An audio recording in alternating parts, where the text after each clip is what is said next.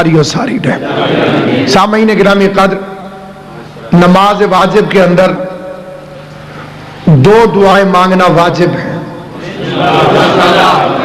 اگر کوئی انسان یہ دو دعائیں نہ مانگے، عالم ہو کہ جاہل، اس کی نماز قبول نہیں ہوتی۔ پہلی دعا ہے اللہم صلی علی محمد و آل محمد۔ یہ وہ دعا ہے کہ جو مشرک بھی مانگے تو خدا قبول کرتا ہے۔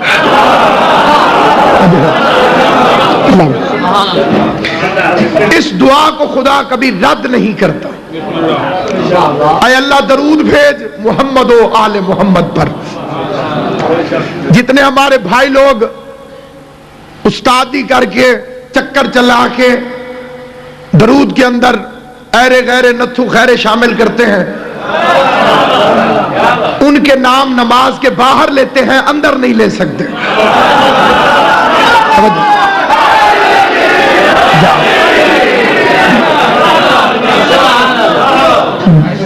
نماز کے اندر علی ابراہیم و علی آل ابراہیم، محمد و علی آل محمد، بے شک اللہ ولا کے پڑھیں، لیکن آل محمد کے علاوہ کسی اور کا نام نماز کے اندر لینے کی جرت نہیں کرتے، کیونکہ انہیں پتا ہے کہ آل محمد پر درود عبادت ہے، باقیوں پہ درود سیاست ہے۔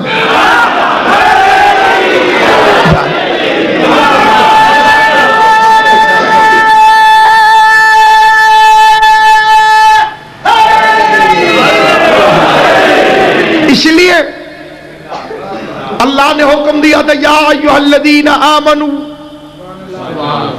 اے ایمان والو، صلو علیہ وسلموا، ایمان والو تم بھی درود بھیجو۔ ان اللہ و ملائکتہ یصلون علی النبی، اللہ اور اس کی ساری طاقتیں، جہاں جو ترجمہ کیا جاتا ہے فرشتے، وہ غلط ہے۔ کتنی طاقتیں اس نے خالق فرمائی، وہ آل محمد پر درود بھیجتی۔ آدم کو سجدے کا حکم فرشتوں کو نہیں تھا، وہاں بھی طاقتوں کو تھا۔ اگر فرشتوں کو ہوتا تو شیطان کو کیوں پکڑا اللہ نے؟ وَإِذْ قَالَ رَبُّكَ لِلْمَلَائِكَةِ، اور اللہ نے حکم دیا ہر طاقت کو کہ آدم کے سامنے جھک جاؤ، کیونکہ یہ ہے اللہ کا بنایا ہوا خلیفہ۔ طاقت نہیں ہے، خلیفہ ہے آدم۔ تاج نہیں ہے، خلیفہ ہے آدم۔ لشکر نہیں، خلیفہ ہے۔ فوج نہیں، خلیفہ ہے۔ ووٹ نہیں پڑے آدم کو، خلیفہ ہے۔ پتہ چلا اللہ کے بنائے ہوئے خلیفے کے لیے طاقت ضروری نہیں، تاج ضروری نہیں، لشکر ضروری نہیں۔ موسیٰ طاقت کے بغیر بھی علیہ السلام ہے، فرعون طاقت پر بھی لعنت اللہ علیہ۔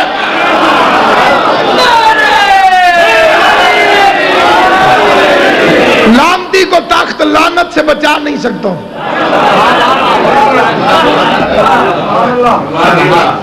آدم کی خلافت کا نوٹیفیکیشن حکم تو قرآن میں۔ اب آدم کے پاس جو حکومت نہیں، پھر اسے خلیفہ نہیں مانو گے؟ آدم کو جو ووٹ، اگر آدم کے ووٹ پڑتے فرشتوں کے مقابلے میں، تو کیسے پتہ چلتا کہ خلیفۃ اللہ کون ہے؟ اب میں ہاتھ جوڑ کے پوچھتا ہوں، معبود تخت تاج کچھ دیا نہیں، خلیفہ بنایا، کوئی نشانی بتا تیرے خلیفے کی، نشانی کیا ہے؟ جواب ہے دیکھو میں نے فرشتوں کو آدم کے سامنے جھکا دیا، میرا بنایا ہوا وہ ہوگا جس کے سامنے فرشتے جھک جائیں۔ اب نبی کے بعد یہ نہ بتا تخت کس کے پاس تھا، تاج کس کے پاس تھا، حکومت کس کے پاس تھی، کرسی میں کون بیٹھا، یہ بتا فرشتے کس کے گھر میں چکیاں چلاتے تھے۔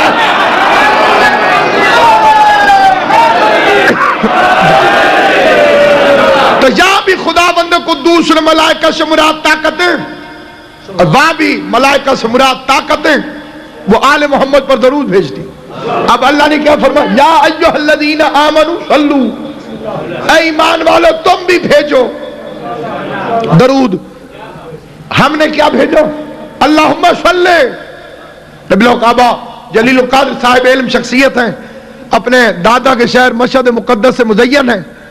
اللہ نے فرمایا صلو, ہم نے کہا صلی. اللہ نے فرمایا تم پڑھو, ہم نے کہا تو بھیج. اللہ نے تو ہم سے فرمایا تھا کہ ایمان والو تم بھیجو درود, اور ہم نے کہا خدا تو بھیج. مجھے پیاس لگ جائے, ایک مومن یہاں سے کہے اللہ صاحب کو پانی پلاؤ, وہ کہے تم پلاؤ, میں تو رہ گیا. اللہ نے ہمیں حکم دیا تھا کہ ایمان والو تم درود بھیجو, ہم نے اللہ سے کہہ دیا تو بھیج. کیا مطلب؟ مطلب یہ ہے مثلا اگر میں اس کوٹ موسیٰ خان میں خط لکھوں اور وہ میں لکھوں غلام حسین نامی بندے کو, ان میں سے ایک غلام حسین میرا دوست تھا, 4 اور تھے. اب ڈاکیا کیا کرے؟ اسے کیا پتا کہ ناصر عباس نے کس غلام حسین کو خط لکھا؟ میں نے لکھا معرفت شیرازی صاحب, قبلہ کو مل کر غلام حسین کو ملے. اس کا کیا مطلب؟ کہ قبلہ کو معلوم ہے کہ میرے کس غلام حسین سے تعلقات ہیں. اسی لیے درود اس طرح سے ہے اللہ تو بھیج, کیونکہ اللہ کو مولوی کی بدنیتی کا پتہ تھا کہ یہ ایرے غیرے غورے کالے سورے سالے پر درود بھیجنا شروع کر دے گا. اللہ نے فرمایا پہلے میرے پاس بھیج, میں چیک کروں گا, لعنت کا حقدار ہوا تو لعنت بھیجوں گا, رحمت کا حقدار ہوا تو رحمت بھیجوں گا.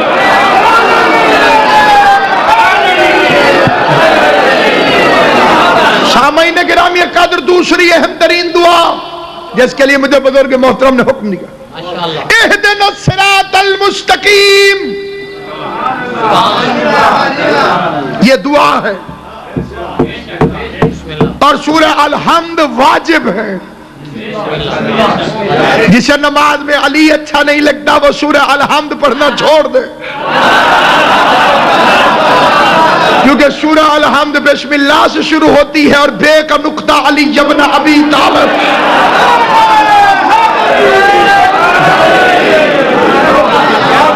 تو اب سامعین گرامی قدر, دعا مانگنے کے لیے پہلے خداوند قدوس کی تعریف. جیسے دنیا کے لوگ کچھ مانگنے کے لیے پہلے خوشامد کرتے ہیں, پہلے تعریف الحمدللہ رب العالمین, اس اللہ کا حمد جو عالمین کا پالن ہار. عیسائیوں نے اسے باپ کہا, اسلام نے رب کہا, اور مکمل دین ہے اسلام, کیونکہ ضروری نہیں کہ ہر باپ ذمہ داری پوری کرے. ہر باپ وہ نہیں ہوتا جو ذمہ داریاں نبھائے, اس لیے وہ ہے رب پالنے والا. کسان گندم کو چھٹا مار کے چلا گیا, پودے قطار میں نکل آئے. یہ قطار میں کون لے کر آیا؟ اس نے فرشتوں کو حکم دیا جاؤ پروں سے سیدھا کر دو, کیونکہ رزق کی ذمہ داری اس کی نہیں, میں رب قدیر کی. اپنی محنت نہ سمجھنا, اپنی محنت نہ سمجھنا, اپنی زمین کا کارنامہ نہ سمجھنا, اپنی کھاد کی ذمہ داری نہ سمجھنا, اپنے وقت میں پانی اور بارش کا نتیجہ نہ سمجھنا, رازق کو پہچاننا. اس لیے جب وہ تیرے حوالے گندم کرے گا تو درمیان میں لکیر مار کے دے گا کہ ساری اپنی سمجھ کے کھا نہ جائی, میں نے حصے بنا کے تیرے پاس میں دی.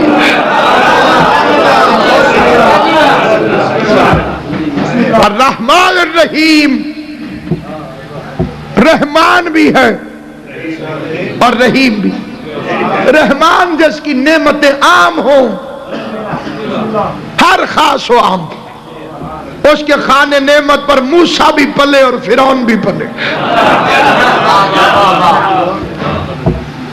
روٹی تو فرعون بھی کھاتا تھا, سانس تو نمرود بھی لیتا تھا. فرعون روٹی کھاتا تھا, وہ رزق کون بھیجتا تھا؟ اللہ. ایک دفعہ موسیٰ علیہ السلام نے کہا معبود بڑا کرتا ہے یہ فرعون، 5 منٹ کے لیے اس کی سانس بند کر، اسے پتہ چل جائے کہ رب تو ہے کہ یہ ہے۔ اب آدھے موسیٰ وہ بندہ ہونا بھول گیا ہے، میں اللہ ہونا کیسے بھول سکتا؟ سلامت آباد۔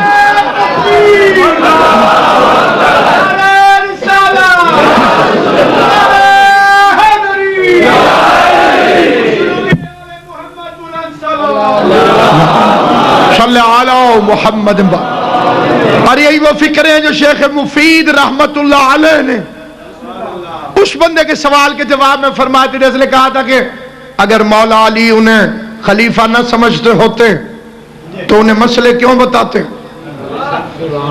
شیخ مفید نے فرمایا اگر وہ خود کو خلیفہ سمجھتے تھے تو مسئلے علی سے پوچھتے کیوں تھے؟ جو ہے یا نہیں آپ؟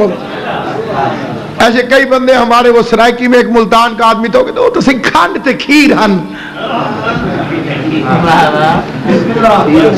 شیر و شکر جیسے دودھ اور چینی ہوتی ہے، ایویں رلے ملے۔ جب بھی انہیں کوئی مشکل پیش آتی تھی مولا علی آ کے بتاتے تھے۔ میں نے کہا مولوی یہ بتا فرعون کھانا کھاتا تھا؟ اس نے کہا ہاں۔ میں نے کہا رزق کون دیتا تھا؟ اس نے کہا اللہ۔ میں نے کہا اس کا مطلب ہے اللہ اور فرعون کے تعلقات ٹھیک تھے؟ توجہ ہے یا نہیں؟ جو روٹی کھلا رہا تھا فرعون کو،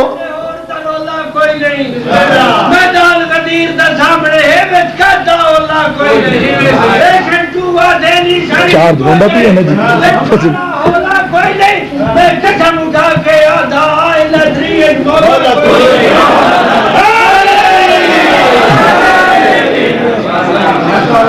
نمرود کو سانس لینے کے لیے ہوا خدا دیتا تھا، تو اس کا مطلب کیا کہ نمرود اور اللہ کے اچھے تعلقات تھے۔ جب فرعون غرق ہونے لگا اس نے 3 دفعہ موسیٰ کو پکارا، موسیٰ بچا لے۔ موسیٰ علیہ السلام کو غصہ آیا، وہ تو ویسے جلال والے نبی تھے۔ فرمایا جبرائیل اس کے منہ میں نیل کی ریت اٹھا کے ڈال دے تاکہ بول نہ سکے۔ آواز قدرت آئی، موسیٰ اس نے تجھے پکارا تھا، اگر اس وقت مجھے پکارتا تو میں بچا لیتا۔ کس چیز سے بچا لیتا؟ ہلاک ہونے سے بچا لیتا۔ اللہ کے فرعون کو ہلاکت سے بچا لینے کا مطلب فرعون اور اللہ کے اچھے تعلقات کی دلیل نہیں ہے، اللہ کے رب العالمین ہونے کی دلیل ہے، اور ان کو جا کے مسئلے بتانا علی کے مولا کائنات ہونے کی دلیل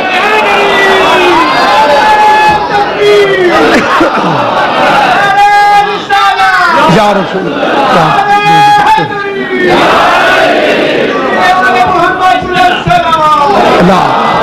صلی علی محمد۔ تو اب سامعین گرامی قدر نہایت توجہ چاہتا ہوں، موضوع کے قریب ترین پہنچ گیا۔ مالک یوم الدین، بدلے کے دن کا مالک ہے۔ ایاک نعبد و ایاک نستعین، یہی آیت پڑھ کے مولوی کہتے ہیں مدد صرف اللہ سے مانگو، اللہ میں ایک علاوہ کسی اور سے مدد نہیں مانگی۔ میں نے کہا اس سے پہلے کھڑا ہے ایاک نعبد، ہم تیری ہی عبادت کرتے ہیں، ٹھیک؟ تو کعبے کے سامنے کیوں جھکتے ہو؟ یہ پتھروں کا بنا ہوا کوٹھا اللہ تو نہیں، اللہ کی عبادت کر، اس کے سامنے کیوں جھکتا ہے؟ میں نے کہا جی نہیں یہ بیت اللہ ہے۔ تو میں نے کہا جب تک نعبدو سے بیت اللہ نہیں نکل سکتا تو نستعین سے ید اللہ کیسے نکل سکتا؟ فقیر کا کام ہے خیرات مانگنا،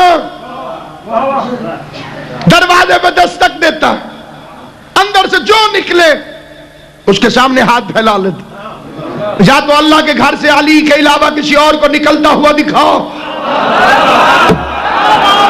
توجہ ہے یا نہیں؟ آپ نہیں، میں مثال بدلتا ہوں، کئی بچے چپ کر کے بیٹھے رہے ہیں۔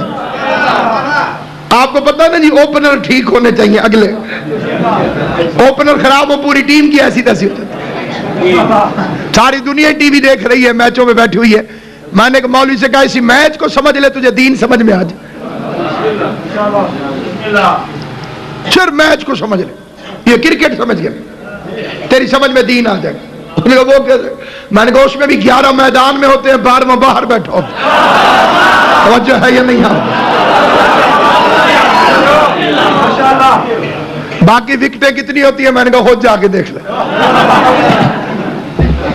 11 انہی کو گرانے کے چکر میں ہوتے، 11 بمقابلہ 3۔